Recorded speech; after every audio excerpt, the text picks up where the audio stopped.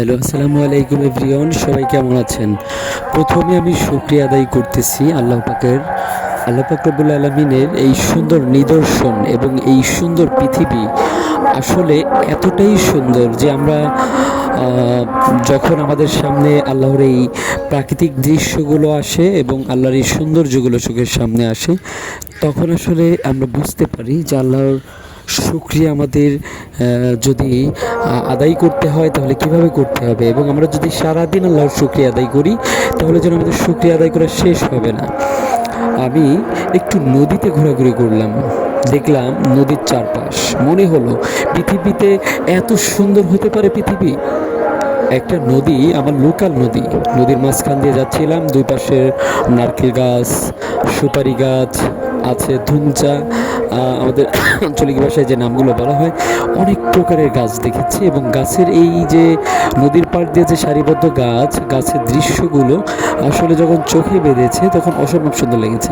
পাশাপাশি যে একটা ব্রিজ করেছে সরকার, এই ব্রিজের নিচ দিয়ে যখন যাচ্ছিলাম তখনকার মনোভাব আসলে কিভাবে প্রকাশ করে বোঝাবো আমি বোঝাতে পারছি না। অনেক সুন্দর লেগেছে, নিচ দিয়ে ভালো লেগেছে, দুপাশ দিয়ে যে সরাসরি এভাবে দেখতে পেরেছি, কারণ ব্রিজের উপর দিয়ে অনেক চলাফেরা করেছি, ব্রিজের নিচ দিয়েই সর্বপ্রথম আমি গেলাম। যাই হোক, আমার অনেক ভালো লেগেছে, ভালো লাগারই কথা। আকাশটা খুব স্বচ্ছ সুন্দর ছিল, দেখতে পাচ্ছেন একদম আকাশটা কত সুন্দর, হালকা সাদা মেঘ রয়েছে। এবং এই যে নদীর চারপাশ, এই যে একটা ঘাটলাটা অনেক সুন্দর দূর থেকে, এটাও দেখে ভালো লেগেছে। নদীর পাড়ে এক কথায় নদীর এপার এবং ওপার দুই পাড়ই আমার কাছে ছিল সমানভাবে সুন্দর। আমি দুদিকেই চোখ ফেরাচ্ছিলাম এবং দুদিকেই আমি আমার ক্যামেরা ঘোরাচ্ছিলাম। আসলে আমার ওই বিকালটার কথা সারা জীবন মনে থাকবে, কারণ ওই সুন্দর মুহূর্তটা আমি ভুলতে পারবো না। আমার অনেক ভালো লেগেছে। আসলে আল্লাহর সৌন্দর্য এটা মানুষের হৃদয় কেড়ে নিবে।